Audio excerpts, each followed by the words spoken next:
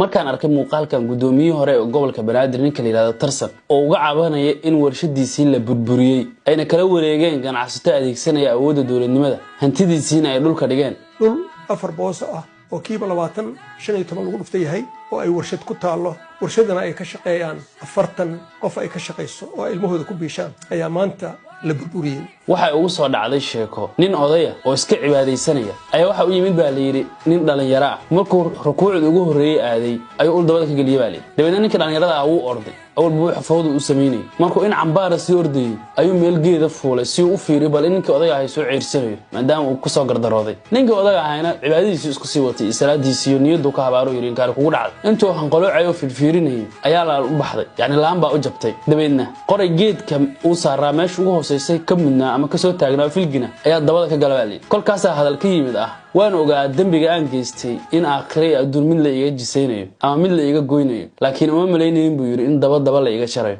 hadda hadalka markaan arkay Tarsan waxaan ku soo xasuustay dhibaato hadda ka hor dhacday 2013 waxa jirtay shirkad magaceeda la yiraahdo Raja Construction oo aan barnaamijkeeda in la wadaagay 2024 hadda hore u daawatay waxaan isku dayaa inaan qaybta commentiga soo dhigo isla muuqaalkaas laftirkiisa Rajo waxa lahaa niman dhalinyaro oo dalka maal geliyay waqti ay adkeed in qof maal gashado Muqdisho yani 2013 xaalada Muqdisho qofkii jooga wuu malayn karaa ama uu qiyaasi karaa waxa dhacday guri ay deganaayeen oo warshad ugu taalay lagu qiyaasi karo ilaa $500,000 in la isku qabsado arintiina qayb kamid ah dadkii isku qabsaday ay kaashadaan ama ay u tagaan ninka la yiraahdo Tarsan oo markaa gobolka haystay daweedna oo amar ku soo bixiyo in guriga iyo waxa ku jira la dudumiyo oo meesha nadiif laga dhigo si dadkaan ay ugu xalaaloodo hadalka Tarsan waxa ku jiray meeshiisa in loo soo adeegsado nin kabtan ah isla sidaas oo kaleeto Tarsan wuxuu amar ku soo bixiyay nin kabtan ah oo booliiska maamulayay in hadii la ku imaayo oo meesha baabi'iyo oo cagaf marsiyo waxa dhacday in warshadii oo hadii la ku imaayo iyo wixii ku jiray iyo meeshiiba cagaf lagu baabi'iyo si lamid ah hadalka Tarsan xasuusto waxa ku jiray inuu codsaday war company-gan Shiinay saar rakibay wayna adagtahay in la fujiyo nimayo aan xal raadiyo ama hadii la ku imaayo bal fursad isiya sidaas oo kala Tarsan lagu yiri warshada ragga dhalinyarada lahaa waxay dhaheen warniyo Turki iyo China rakibay warshada wayna adagtahay in la fujiyo war fursadna si maadaama anaga dacwadi isjiidka aanu ku jirin si hantidan ula baxno ama hadii la ku imaayo dadkii yeeshaa nagala macaamileen Tarsan ma dhageysan waa burburi si lamid ah hadalka Tarsan hadaa xasuusto waxa ku jiray in meeshii warshada laga dhigay 40 nin ka shaqeynaysay baaki loo bedelay isla sidaas oo kaleeto meeshii ay ku taalay warshadaas Raja Construction maanta waa geerish